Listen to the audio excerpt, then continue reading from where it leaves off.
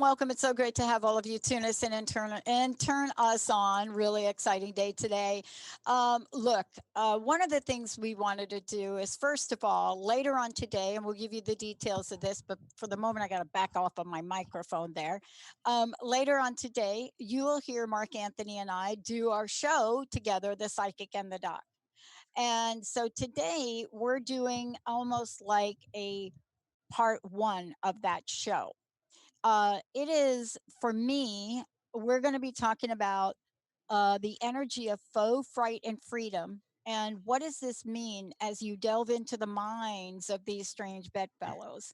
Later on today, we're going to be talking about Mark's favorite topic, I think, which is Friday the 13th. So we're going to kind of give you a little bit of a piece of each of it today, early on this show. And of course, we'll open up phone lines. But later on today, on The Psychic and the Doc, that's 4 p.m. Pacific time on Transformation Talk Radio. One of the things I want to say, it is already a highly popular show. We're opening up phone lines. We're going to be talking about Friday the 13th. And I don't know, I'm working on getting Benny. I'm working on getting my head to spin 360 degrees, and maybe I will have green vomit, but I don't know if I can get that done by 4 o'clock today. Wow. I mean, things are possible, though. I mean, think positive? I don't know, Oh my God. Anything off of that one. Yeah. So this is it. We're talking about now. Look, this is what I want to say about this show. For those of you that know Mark Anthony, he needs no introduction. For those of you that know me, I don't even know how to introduce myself. But today I want to say you're talking with somebody, best-selling author, the psychic lawyer, the psychic explorer, award-winning, critically acclaimed. He does more media than anybody I know, and I do a lot. But fourth generation psychic medium, what does that mean to Friday the 13th? For me, I'm Dr. Pat. I have known and been known as that person that works with you on how to get street smart in your life. So today, fasten your seatbelts as we take a shot at looking into the mind of foe, fright, and freedom. Mark, are you ready? I am ready, Dr. Pat. Thank you for having me on the show, and to all the listeners, hello. And this is a version of the psychic and the doc. And honestly, I thought we were going to play that intro, but we didn't. We didn't get the memo to Benny. But here's the thing I want to say about it. Let's talk about, when you and I decided to talk about faux, fright, and freedom. What was the first thing that came up for you when you're thinking about it? Well, there's a lot of facets to that, and what's going on right now. Our very democracy is being put to the test. And you and I are very good about not weighing in on either side, because the thing is, we have people that like this show and the psychic and the doc on both sides of the aisle, and we Oh certainly yeah. don't want to alienate anybody. But faux fright and freedom is something that many of us take for granted. We have to realize, like, yesterday was Veterans Day, and I put up a post and I said, it's Veterans Day. Let's put aside our differences and honor the men and women who sacrificed their lives so that we can express those differences. And that is a big part of faux fright and freedom, because we take that for granted. And I've been to dictatorships, absolute monarchies, and places all over the world where there is no expressing another opinion. There's one opinion. And guess what? It's not the opinion of the people. Yeah. And so I think it's with Friday the 13th, Veterans Day, and the aftermath of the election, I think a lot of people are afraid. And last week, Dr. Pat, our show was about living in uncertain times. Well, this is kind of the show in that wake, because still we are living in uncertain times. I got to do it. Benny. Yep. I got to do it. Okay. Busted flat in Baton Rouge, waiting for a train. When I was feeling nearly faded as my jeans, Bobby thumbed down, diesel down, just before it rained, and I rode us all the way to New Orleans. I pulled the harpoon out of my dirty red bandana. I was playing soft while Bobby sung the blues. Yeah. Windshield wipers slapping time. I was holding Bobby's hand in mine. We sang every song our driver knew. Why? Freedom's just another word for nothing left to lose. Benny, you want to play that? I Nothing. think you're doing just fine. I Nothing, think honey, if it ain't free. we won't be cleared. I think you did. You did amazing. That was Freedom's just great. another word for nothing left to lose. I mean, think about these words. If we get to that point where freedom is just another word for nothing left to lose. And she goes on to say, nothing, I mean nothing. But then she says, honey, if it isn't free. And I love those words of the late and great Janis Joplin, because we need to bring the free back to freedom today. Isn't that what you're talking about, Mark? When you're talking Absolutely. about political systems and angst in this country, you and I get to stand up and say, oh my God, am I going to say this? Please, all of you beautiful Bernie Sanders fans, please don't send me hate mail, because I only mean this in the best of spirit. I get to say to Bernie, help me understand like I'm a fifth grader. Explain to me what it would look like if you actually switched parties and became a Democrat. So I asked that very simple question because I'm looking at a bigger picture. But see, in the United States, we could pretty much ask what you want, except we're not going to talk about conspiracy theories because we don't want Facebook to put up a little big fat sign. What are you talking about, Mark? What is the crux of what you're feeling today? Well, think about, let's not talk about the US. Let's talk about Russia. Okay, you just had Vladimir Putin's number one opponent ends up getting poisoned. Yeah. All right. Kim Jong-un in North Korea, most of his family disappears, and we pretty much know what happened to them. This is nothing new. This is nothing unusual. In fact, for most of human history, that has been the rule rather than the exception. And 240 some odd years ago, a group of men had a radical idea that maybe for the first time in history, there should be a government of the people, by the people, and for the people. And that totalitarianism and absolutism and vesting all power into one person should be stopped. Ergo, checks and balances. So, America is far from perfect. And what we also have to realize, we're the great experiment in democracy. We're an idea, a concept. and we are fragile. And right now, this is being put to the test. And but Dr. Pat, call me an incurable optimist, Me too. but I think we're going to be just fine. And I actually think that all this turmoil that's going on right now is good in the long run because it's flushing to the surface so much of the undercurrent, so much of people that feel that they're being disenfranchised, people that have traditionally been disenfranchised, people who have been afraid to express their feelings. All this is coming to the surface because we need to deal with it. I mean, as a psychologist, is denial and behavior, I mean, denial and avoidance a behavior that helps solve problems?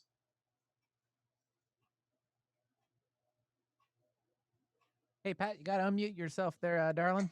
Oh, I know. I was There just we go. talking to myself right there before I actually unmuted myself because I had to warm up for that, Benny. I had to Sometimes you warm just up for gotta. the answer. Sometimes you gotta. So I know, did you see my mouth moving like before I even said something? Yep.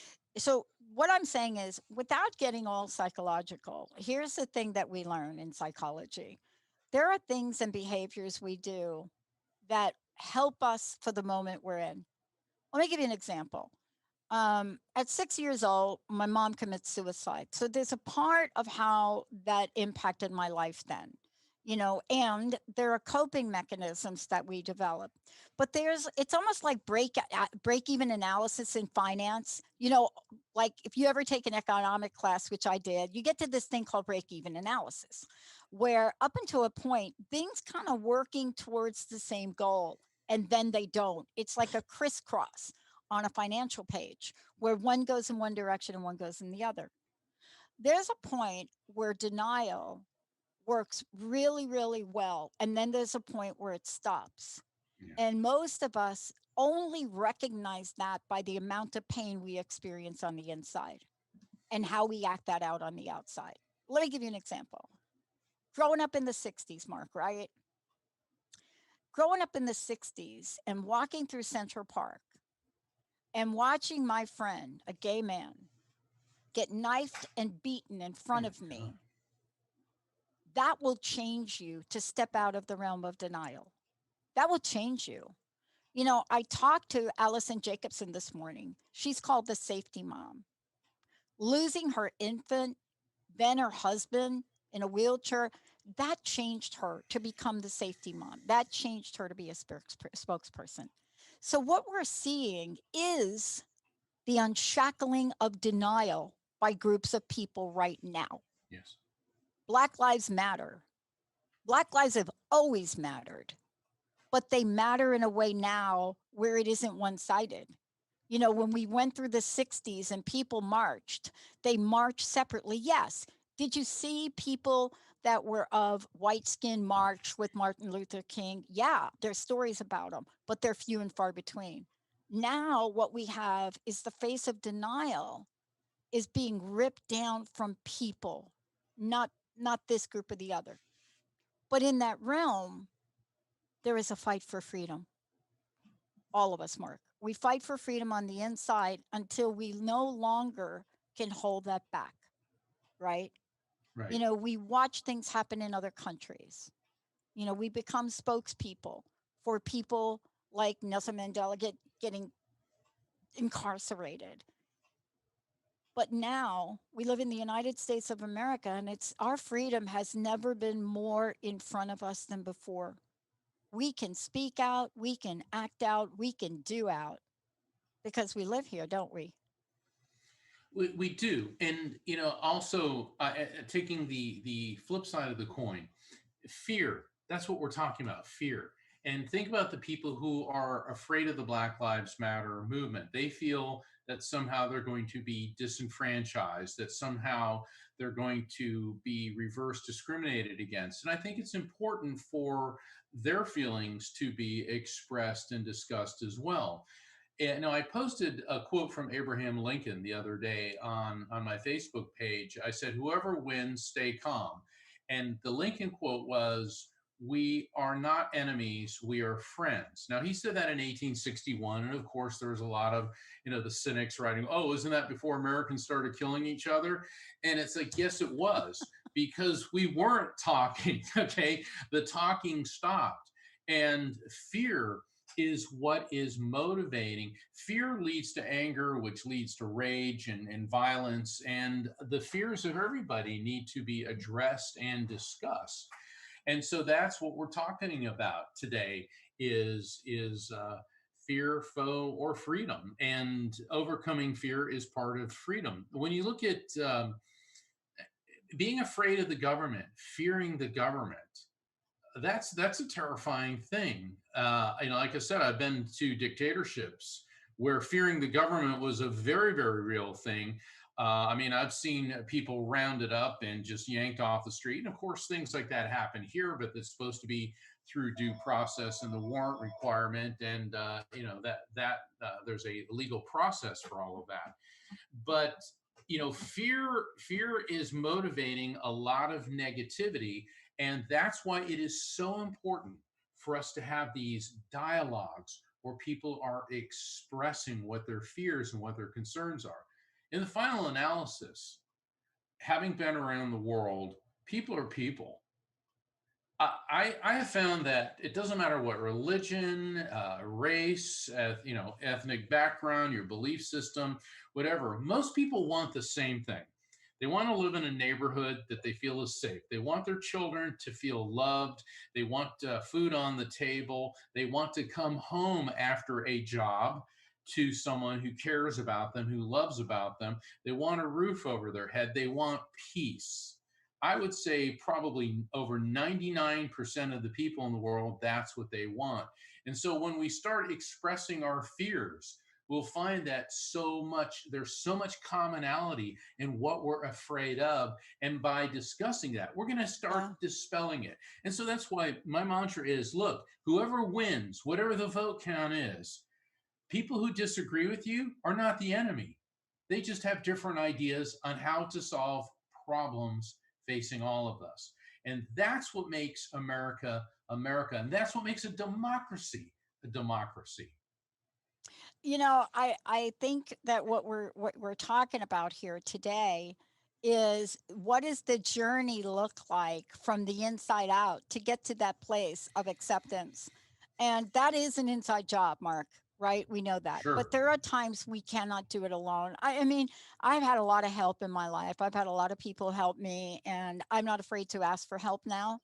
But there are moments that you're right. We get afraid. We get afraid. There's moments like, for somebody like me, I have been fighting for rights most of my life. Not just for me, but for other people, but for things that I believed in. That's what we do here. That's what we can do here. But how do we move forward in this realm of our belief, our willingness, and our freedom to protest? How do we do this and still respect the dignity of each other? Because I think that's part of the fear now. It's when you go from fear to foe. See, there's that line, right, that we Yep. cross where I'm afraid, that's great. But I'm afraid because what? You're an idiot. No, that's like fear to foe, right? We're not saying that we're not human. And we honestly, we got the freedom to be afraid here, Yeah. right? And then we express that. But there's such a super energy that we can help people with today to move to the place where you don't go through the middle, which is called foe, and you go right from fear to freedom. You see what I'm saying? But a Absolutely. lot of times it goes from, my friend corrected me. She says it starts with foe. I don't know. Eh, Fear to foe, and then maybe we can get to freedom. We want to take the foe out because the foe ain't no mo. Yeah, and I keep getting back to demonizing people who don't agree with you. That one of the reasons I put that quote on Facebook. I was doing a social study of my own, and most of the people were getting it. But then there are people. Well, the left wing has been doing this, the right wing has been doing that, and it's like, okay, boys and girls, that's exactly what I've been talking about. We're demonizing each other. Okay. Um, not all Democrat ideas are bad. Not all Democrat ideas are good. Not all Republican ideas are bad. Not all Republican ideas are good. I mean, it's like, why, but we have to discuss them. When you look at through our founding fathers, um, we think of them as this monolithic group of noblemen. Well, George Washington, okay, and Thomas Jefferson, the first and third presidents, owned human beings. Okay, they were slave owners, and in between them came John Adams, and they didn't like John Adams. And in fact, when the Adams Jefferson election, Jefferson accused John Adams of being a hermaphrodite. And I'm like, whoa, whoa, we think that the news media gets nasty now. Thomas Jefferson accused John Adams of being a hermaphrodite and essentially transgendered in the day. Yep. Benjamin Franklin owned a newspaper and used to print the most scathing things about people under pen names and pseudonyms. When you start looking at how dirty and nasty our politics were from day one. But what was fascinating is George Washington served 2 terms, and he very well could have been elected to a third term, but he voluntarily relinquished power when John Adams was elected. Now, John Adams and Thomas Jefferson, Adams was the president, Jefferson was his VP, they hated each other. Okay. And then when Jefferson won, Adams refused to show up at the inauguration. Now, I'm not saying of Jefferson. Now, I'm not saying that history is going to repeat itself in January, but if I were a betting man, I'd say it probably is. So we have to look at the past as prologue. We've been through these things before. We got through them. And what we have to see, and what you're very, very incisively identifying, Dr. Pat, is where the fear turns into foe. Right. And where the dialogue broke down was in 1861. And we stopped talking, and it did turn into open civil war. Yeah. And we need to make sure that such a horrific thing never happens again. Yeah. And that's going to start by, don't demonize someone because they disagree with you.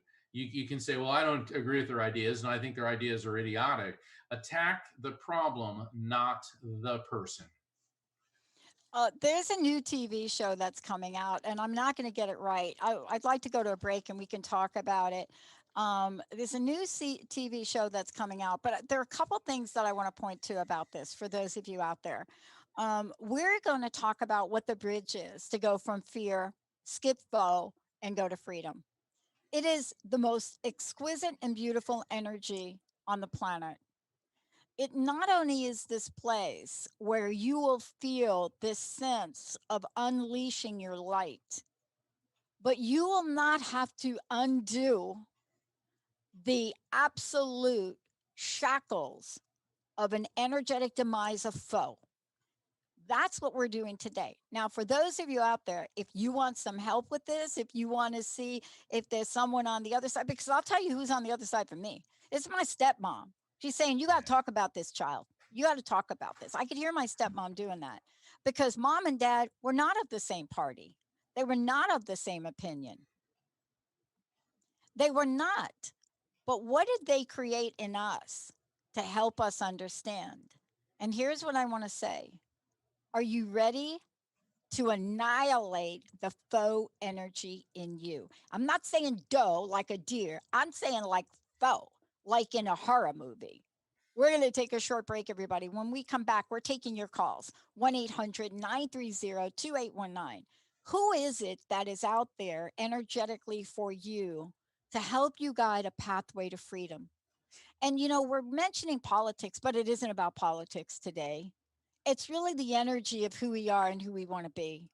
You know, it's when we can no longer sit down with our friends because they have one opinion about something or the other. Let's get rid of this for good.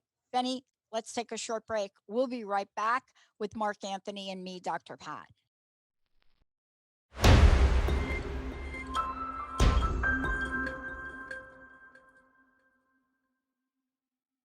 Just get a sense of what Mark can bring through to help you on this, because this is about how do we get rid of fear? What do we do about it? 1-800-930-2819. And, Right. you know, I talked about Janis Joplin. You had to be back at that time to understand what she was talking about. And by the way, thank you for texting me. I do know that that song was written, I believe, by Chris Christopherson. And you're right. It was never supposed to be Bobby McGee. Benny, did you know this? Nope. No, I did not No, actually. the song was not Bobby McGee, but I think Chris Christopherson, when he first heard it, he it was Bobby McKee, Kee, and like he heard it as McGee. So I don't know. Me and Bobby McKee. No, McGee sounds better. I like that. 1-800-930-2819. Mark, fear. Look, it's as much a part of us as freedom is in the United States. But Victor Frankl made it very clear. And Victor Frankl wrote a pivotal book and talked about his experiences. When you read his book, like I did the first time, and this is before I was even anything interested in anything about the mind at all, no interest at all. That wasn't me in my life. I didn't understand it, but I didn't understand my life either. And somebody handed me this book, and the book changed my life because I read the book about a man in a concentration camp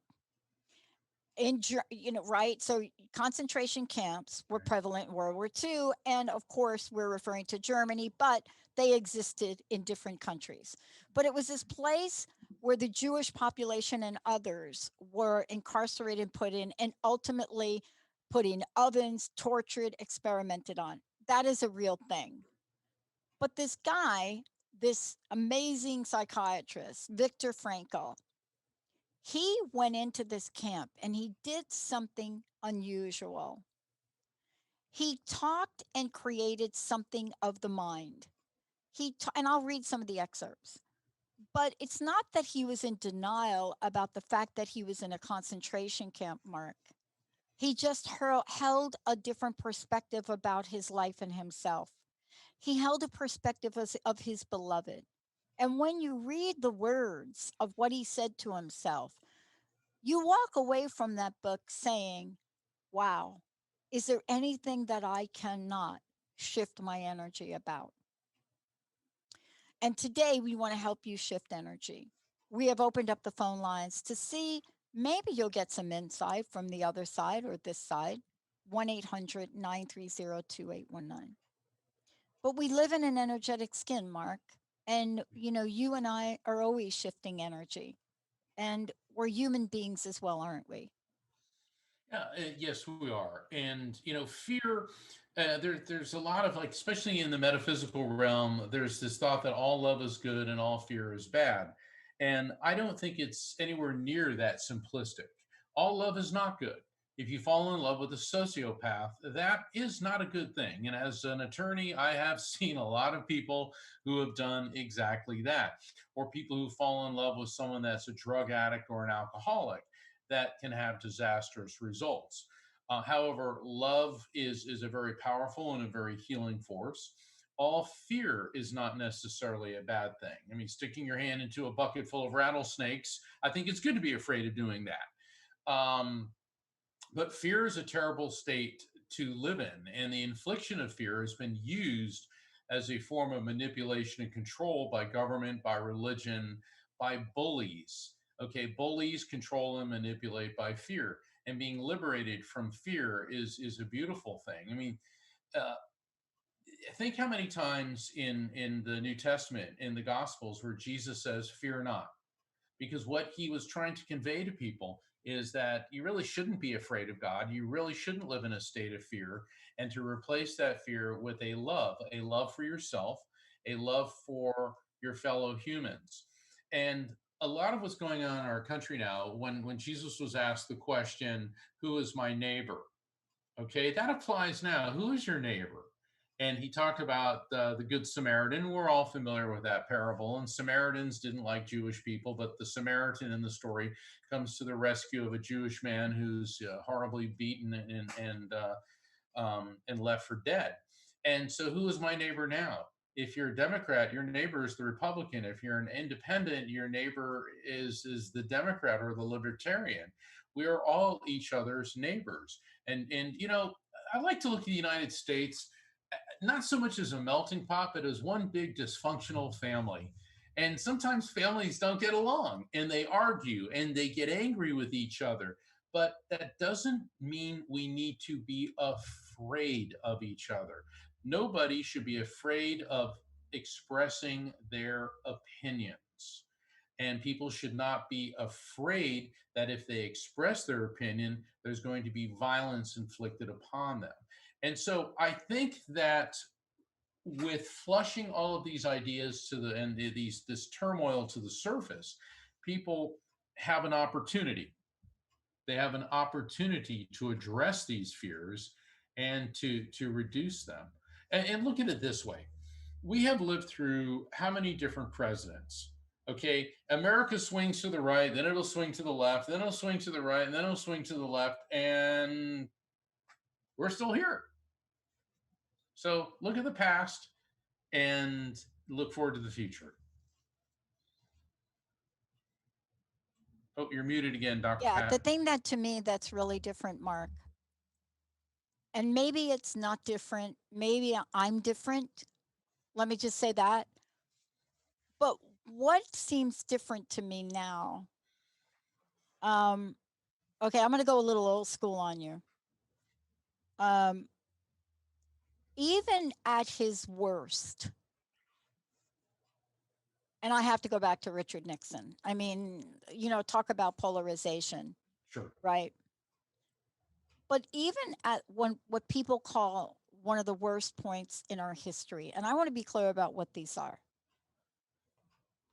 These were not times of peaceful protests. None of us engaged in peaceful protests. Did we try? We did.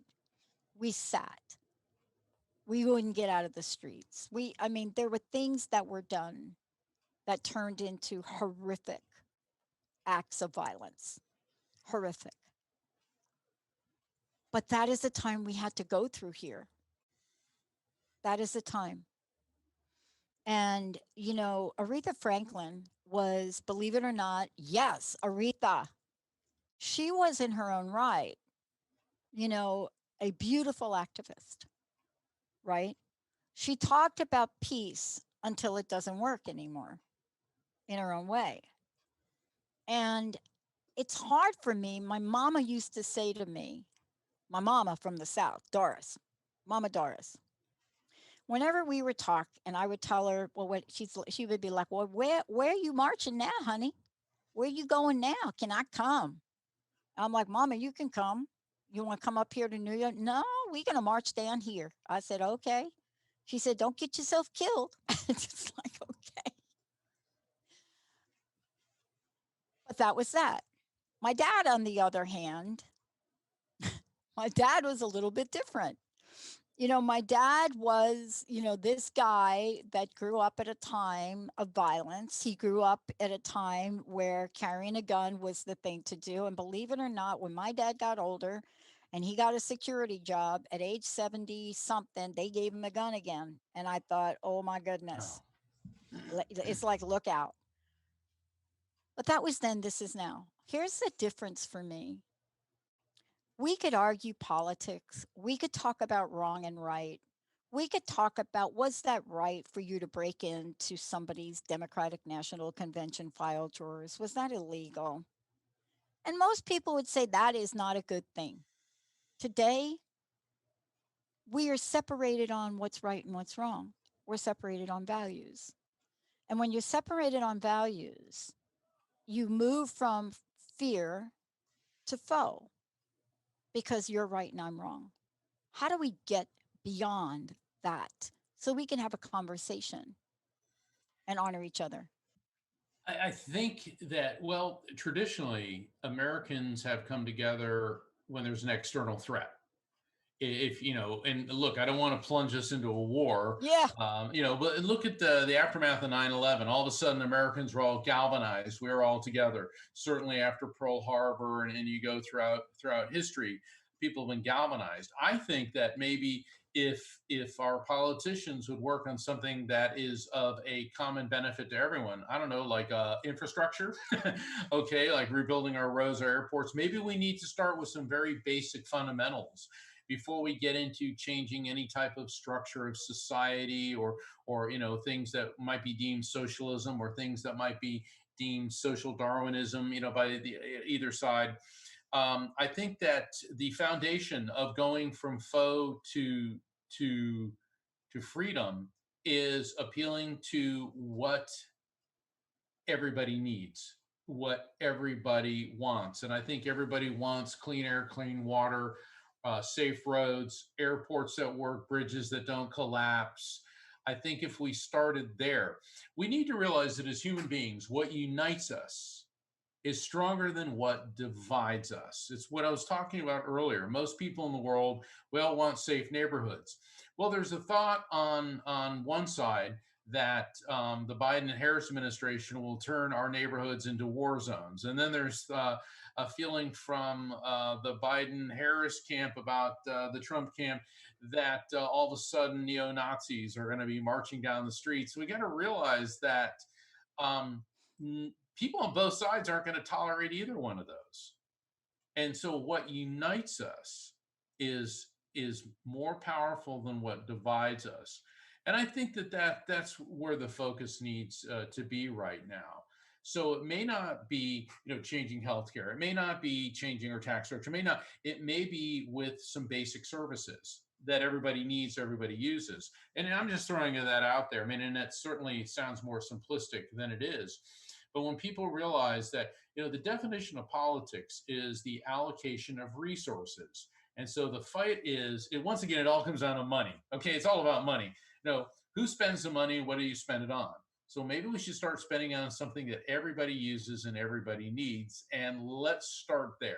And let's bring this tension level down. I think that would be, for me, that would be the important starting point. And I want to step back for a minute and really piggyback off your saying, but I would be remiss if I didn't talk about the youth for a minute. Um, I have been around for a while, and I know what it's like to be in the streets. I know what it's like to watch Matthew Shepard. I know what it's like to see women go in a dark alley to get an abortion and die. I know what all of that is like. But there's something that I think we have to acknowledge today. And there's a beautiful film that, if it's not out now, it's going to come out now by a award-winning director and producer. And it's called The Day I Had to Grow Up. And this is a conversation that very few people are having, but I would be remiss if I didn't address this. There's nothing about my past or what I've seen or what I've experienced, whether it's Stonewall or Woodstock or, the riots that happened right in my backyard. It doesn't matter that we did call them riots. It doesn't matter about any of that right now. If we don't acknowledge a time in our life where our youth has gone through more tragic transformation and now are rising up. So mark my word on this, Mark. There will be a conversation somebody has maybe a year from now, maybe 5 years from now, and they will see the youth that went through the shootings that happened, that went through so many. You will see them become the next 60s. Where are they now? They're grieving. They don't know what to do. The suicide rate is through the roof. Because, to get back to your point, they are not in denial. And this documentary, this film, is so riveting to me. I tried to think of when I saw another film of this nature that literally pinpointed to how these young people have stepped up. And the last time I remember is the Sliwa, when he went in New York and he created his own police, I call him police department, but his own group, community group. And he said, we're going to monitor our streets. What do you think about that, Mark? What do you think about the rising of our youth? I think that for the youth, they have a lot of things to be afraid of. And the pandemic has changed their world entirely. I mean, how many of these teenagers didn't get a chance to go to their own graduation? Now, that may not seem like a big deal, but I remember when I graduated high school, I felt like for the first time in my life, I really accomplished something big. I got through that. And but that was in a time when if you had a problem with somebody in school, you duked it out afterwards.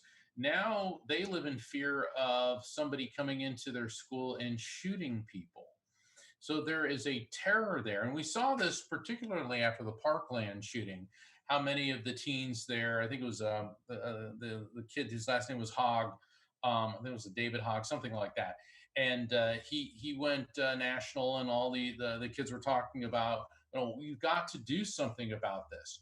And it's got to be more than you're in our thoughts and prayers, thoughts and prayers, thoughts and prayers. I'm a firm believer in God helps those who help themselves. You can sit there all day and send happy thoughts at a problem, but you've got to actually do something about it.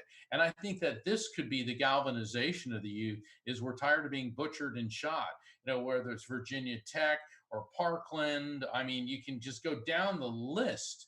It's like all the time there's shooting after shooting after shooting. Why is this happening?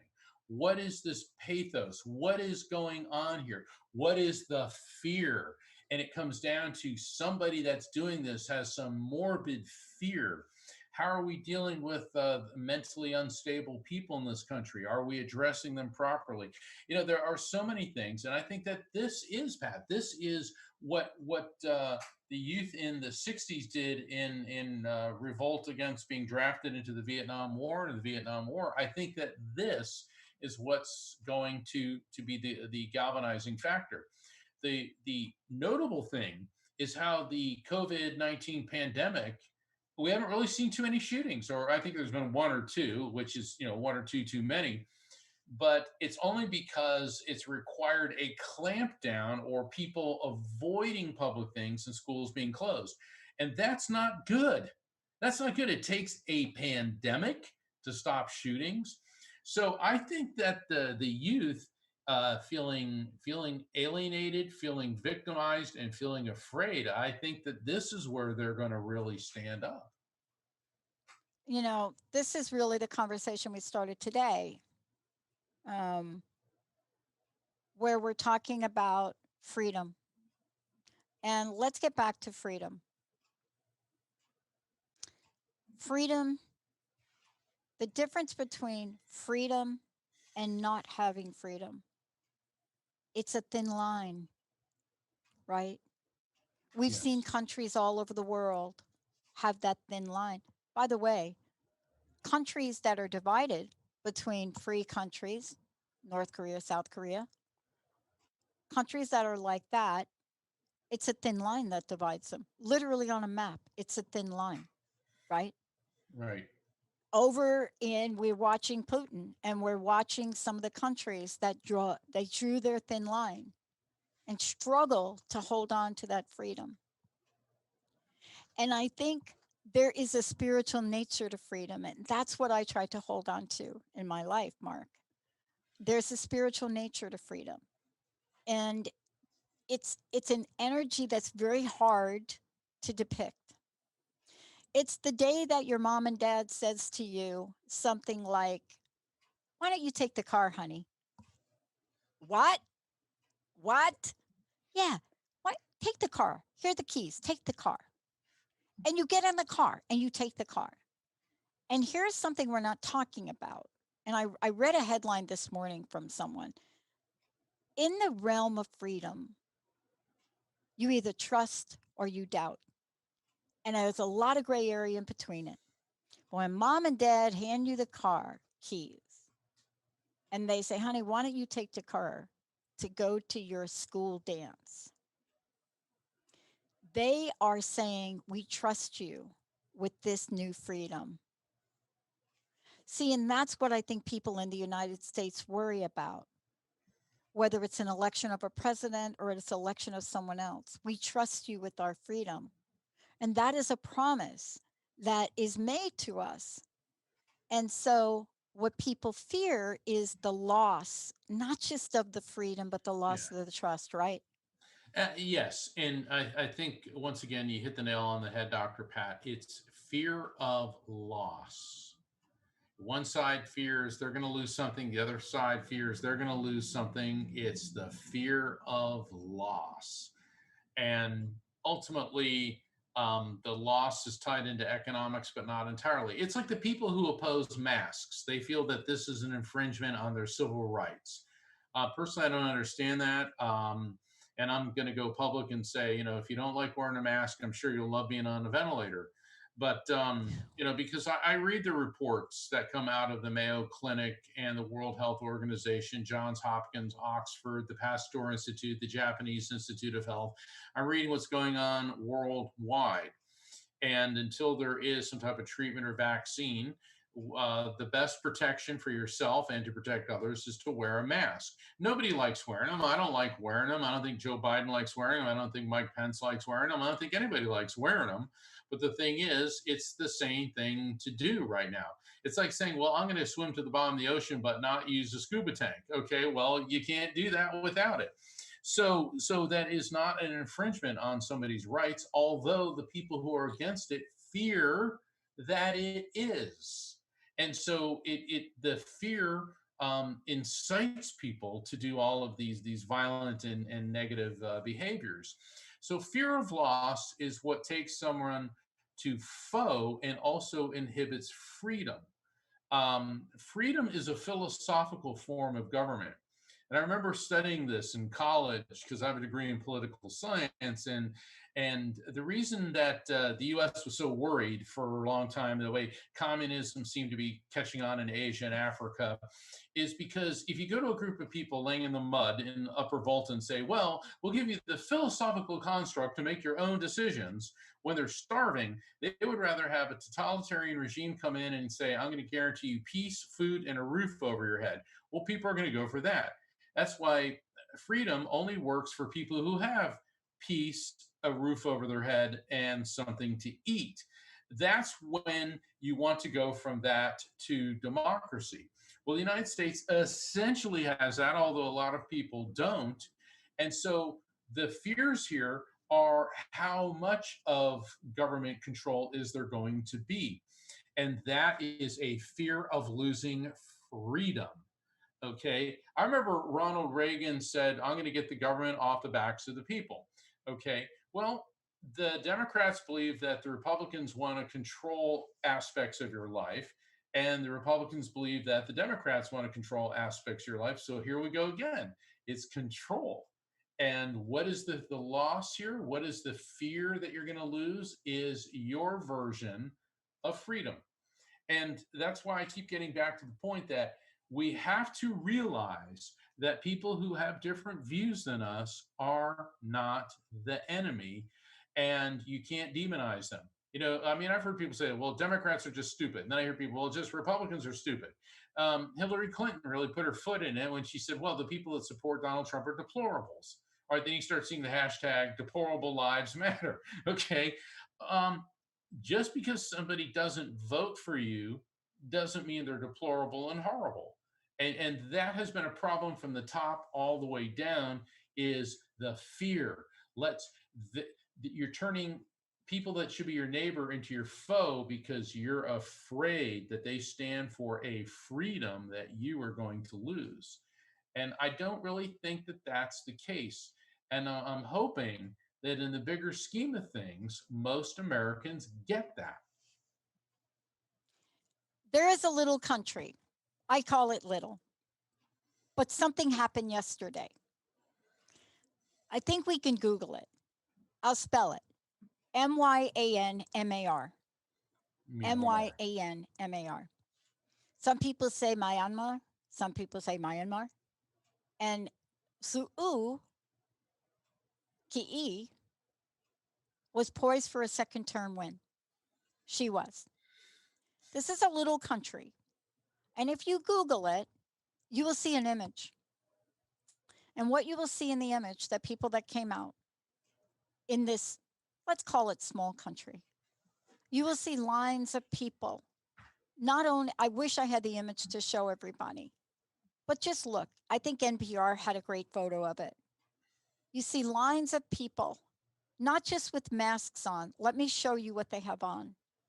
They have masks, they have face shields, they have hair nets, and the line goes farther and farther out. This was their second chance for freedom. This was a way to step forward and continue to re-elect a chancellor for freedom. 66,000 cases and over 1,500 deaths. And turnout was higher than expected. Millions cast ballots for candidates for freedom. See, that's the energy that's happening here too. Yes. As much as we're talking about an election, my hat goes off to 140 plus million people that do remember this is freedom and you have a choice. Because that is the one thing Victor Frankl did talk about. He says, I have a choice. I have a choice to choose. I will choose what I think. I will choose what I see. I will choose what I put in my mind. But look at this line. If you have a minute to Google this today, MYANMAR, 66,000 cases, small, 1,500 deaths, and yet their turnout was reported higher than expected. And they don't have mail in votes. And so today is for us as you walk into this week, just say amen to freedom, right, Mark? That's a fascinating point. This is the biggest voter turnout in history. Now, whether it was fear that did it, it's in the greater sense, seeing that many Americans who care enough or are afraid enough go out and vote. It reminds me of one of my favorite movies, or Monty Python and the Holy Grail. And King Arthur's going by a bunch of peasants, and somebody goes, "Well, how did you get to be king?" He said, "Well, the Lady of the Lake came forth and gave me this sword Excalibur, that I may rule over all of Britain." And the peasants, they're like, "Strange women lying around in ponds distributing swords is no basis for a populist form of government." Boy, but would I love to see that. Mark, thank you so much for today. And let's remind everybody a different show tonight at 4 o'clock, The Psychic and the Doc. We're going to come out of the gate with phone lines open because we want to help guide the pathway to really step into the freedom of more than just trust, but that feeling inside, that guidance that you might need, that step that we could help you take to know that you really do count. Thanks, Mark. Thank you for so much. Thank you, Pat. God Give bless. everybody your website real quick. Evidenceofeternity.com, just like my latest book, Evidence of Eternity. And I look forward to hearing from all of you and doing readings for you tonight in tandem with Dr. Pat's intuitive insights and life coaching on The Psychic and the Doc at 4 p.m. Pacific, 7 p.m. Eastern. And thank you, Bernie. Bernie. Thank you, Benny, for the link. We're going to take a short break, everybody. We'll be right back with the Dr. Pat Show.